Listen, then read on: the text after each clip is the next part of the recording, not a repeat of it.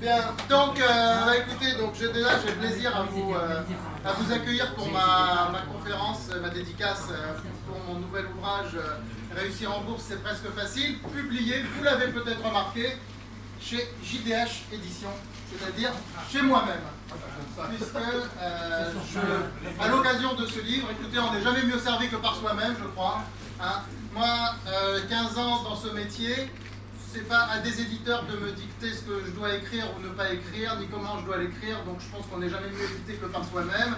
Et faire de l'auto-édition, ça fait un peu outsider du système, donc je pense pas être un outsider, donc j'ai carrément créé ma marque d'édition, JDH Édition, que du coup je vais développer en société d'édition, parce que c'est un domaine qui m'intéresse, donc en publiant des livres sur la bourse, même éventuellement, moi dans un premier temps et d'autres auteurs dans un deuxième temps.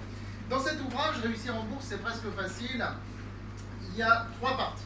La première partie, ce sont les principes essentiels pour réussir en bourse. J'avais sorti un petit livre là-dessus pour cet été, peut-être certains d'entre vous l'avaient acheté. J'avais prévu que c'était un petit livre sans prétention à lire sur la plage, parce que ça n'a rien de technique, c'est des principes, des postures qu'il faut avoir. Hein, c'est très important, ce n'est pas assez souvent dit dans la littérature boursière.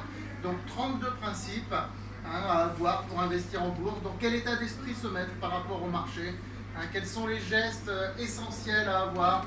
Il faut savoir couper ses pertes, par exemple, ce que les gens ne savent pas faire forcément, parce qu'ils disent « Ah, attendez, je perds 10%, j'attends que ça remonte. » Non, des fois, il ne faut pas attendre que ça remonte. Il faut savoir couper ses pertes. Donc, il y en a 32 des principes comme ça que vous lirez attentivement. Dans la deuxième partie, ce sont les méthodes pour appliquer ces principes. C'est bien beau d'avoir des principes c'est théorique, ce sont des postures, mais il faut des méthodes concrètes pour appliquer ces principes.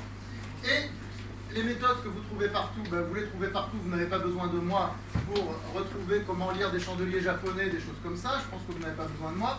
Par contre, ce que vous attendez de moi, ce sont mes méthodes que j'ai mis au point pendant ces 15 années à votre service. Et ce sont ces méthodes que je dévoile dans la deuxième partie de mon livre.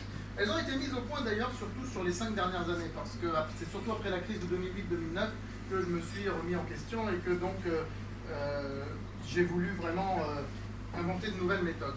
Et dans la troisième partie, qui donnera l'objet, qui sera l'objet d'un développement via un autre petit livre qui sortira pour cet été, mais qui approfondira cette partie-là, ce sont les pièges à éviter. Les pièges à éviter. Parce que la bourse vous tend des pièges chaque jour, vous êtes des particuliers, vous êtes des petits porteurs, vous êtes le maillon faible du jeu. Il faut bien vous rendre compte que c'est un jeu, la bourse. C'est un jeu à somme nulle. Il y a des gagnants, il y a des perdants. Les perdants, c'est vous, à la base, c'est les petits porteurs. C'est vous qui perdez. Vous donnez de l'argent à gérer à votre banque, avec leur SICAV, avec où vous voulez intervenir en direct sur les marchés. Si vous ne connaissez pas bien ce que c'est que ce milieu, ce monde qu'est la bourse, vous perdez, à coup sûr. Vous allez peut-être avoir la chance du débutant au début, mais vous perdez à coup sûr sur le long terme. Donc les pièges à éviter, c'est très important, et j'y consacre la troisième partie donc, de mon livre, et ce sera l'objet probablement d'un petit livre dédié que je sortirai cet été, où je reprendrai ces pièges et où je vais les approfondir. Voilà. Donc, écoutez, c'est un livre assez personnalisé par rapport aux autres que j'ai écrits. Je reviens un petit peu à l'idée de mon tout premier livre, peut-être que certains l'avaient lu, que j'ai sorti en 2003, quand j'ai commencé à gagner en bourse, personne ne m'a cru, qui était très personnalisé. Ensuite, j'ai fait des livres beaucoup plus standards, à développer, les théories boursières. Là, je reviens vraiment sur quelque chose de très personnel, voilà, que j'expose dans cet ouvrage. Voilà, donc, écoutez, vous le lirez avec attention. N'hésitez pas à me faire part de vos commentaires. Sur mon adresse mail perso, s'il vous plaît, n'écrivez pas sur jdh@francebourse.com, ce n'est pas lu, c'est juste une adresse d'envoi pour envoyer les mails en masse, 15 000 mails en masse. Vous comprenez que voilà, il ne peut pas y avoir de réception. Donc sur mon adresse perso qui est écrite sur les marque-pages que je vous ai mis dans les livres, donc qui est écrite en bas, contact@jdhconsulting.fr, là ça m'arrive. Donc n'hésitez pas à m'écrire pour toute question. Si vous voulez on va dire, me faire des commentaires positifs ou négatifs sur mon ouvrage, il n'y a pas de problème, je suis disposé à les recevoir. Hein, et puis, s'ils sont négatifs et qu'il y a beaucoup de commentaires négatifs, écoutez, ça me permettra d'améliorer la deuxième édition. Hein, qu'on sortira dans 1 an et demi à peu près. Voilà. Donc, n'hésitez pas aussi si vous avez besoin de coaching boursier, parce qu'il y en a qui débutent en bourse. Hein, donc, si vous avez besoin de coaching boursier personnalisé, n'hésitez pas. Voilà. Bien, on va parler quelques instants des perspectives 2017, si vous le voulez bien. Alors, l'année 2017, elle a commencé là, il y a très peu de temps, en gros, hein, depuis que Trump a pris la présidence des États-Unis, c'est là que les marchés se disent ça y est, on est en 2017, on n'est plus dans la période de flottement qu'il y avait entre les 2 années. Alors déjà, pour essayer de comprendre un peu les perspectives 2017, il faut remonter en 2016 et je vais vous faire une petite métaphore. Donc vous avez vu le froid qu'il fait là en ce moment, hein, bon, ça va avoir un retour la semaine prochaine, mais là vous avez vu depuis quelques semaines on est à -2, -3, -5 degrés. Et pourtant vous savez qu'il y a le Gulf Stream qui passe à côté de l'Europe. S'il n'y avait pas le Gulf Stream, vu la latitude à laquelle nous sommes, nous serions à -20, -25 degrés, comme au Canada par exemple. Bon, pourquoi je vous dis ça? Ben parce que Mario Draghi, la BCE, c'est un peu le Gulf Stream des marchés financiers. C'est-à-dire que s'il n'y avait pas Draghi, si Draghi n'avait pas fait ce qu'il a fait l'année dernière, les injections de liquidités, le CAC ne serait pas descendu à 3008, il serait descendu à 2005, voire moins. Il serait descendu à 2005, c'est clair et net. Aujourd'hui, il ne serait pas à 4008, il serait à 4000, il serait à 3008, il ne serait pas à 4000. Donc, la BCE agit un peu comme le Gulf Stream pour les températures, ça modère ça. Et tant que la BCE agira, on a du mal à voir les marchés vraiment rentrer dans une tendance baissière. Par contre, le marché, il y avait cette tendance baissière qui arrive régulièrement en 2002, 2008, 2016, normalement, je l'avais dit, 2008, 2002, 2008, 2016, qui devait arriver l'année dernière, elle est arrivée. On a dévissé de 25% entre le plus bas et le plus haut. Mais quelque part, elle a été un peu avortée. Alors, est-ce que c'est reculé pour mieux sauter, c'est-à-dire pour vivre une grosse correction, une grosse claque, comme en 2008, et dans ce cas-là, ce ne sera pas cette année, ce sera plutôt en 2018, je pense. Deuxième année du régime présidentiel aux États-Unis, surtout avec un président républicain, mais bon, Trump n'est pas républicain ni démocrate, il est complètement à part, et c'est pas plus mal. Où est-ce que ce sera, où est-ce que ça n'arrivera pas, et finalement les marchés vont se contenter de ces 25% de correction qui n'ont pas eu lieu aux États-Unis d'ailleurs. Aux États-Unis, ça a fait du surplace en gros, hein, c'est ce qu'on appelle une consolidation. Il n'y a même pas eu de correction aux États-Unis. Ça a été juste une consolidation.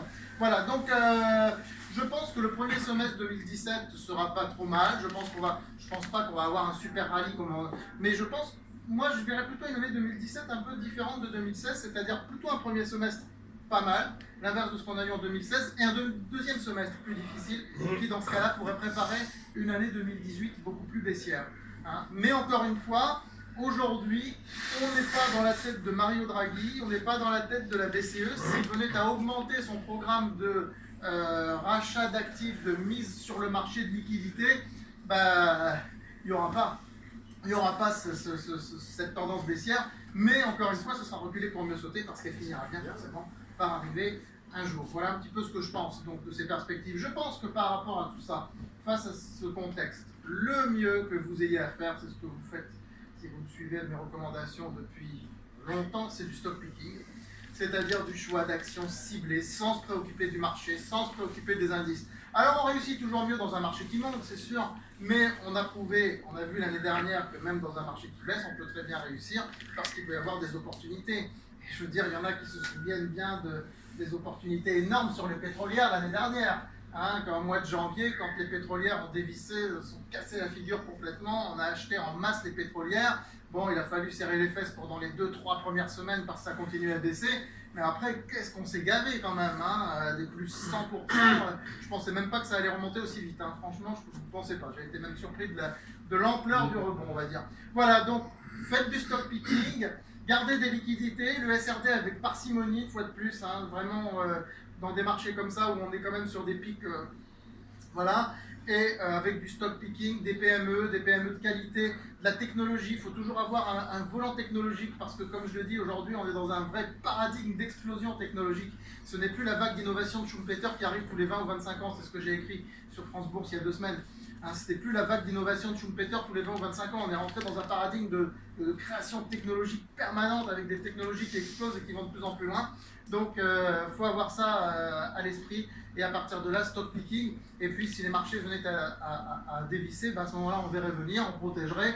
Et puis, on se mettrait sur des secteurs, ma foi, qui devraient résister mieux que l'ensemble du marché. Voilà un petit peu comment je vois l'année 2017. Je vais laisser la parole à mon ami Stéphane, qui donc lui beaucoup plus basé sur l'analyse graphique et qui va un petit peu vous dire aussi quelles sont ses perspectives pour cette année. Après, vous pourrez nous poser des questions, bien sûr.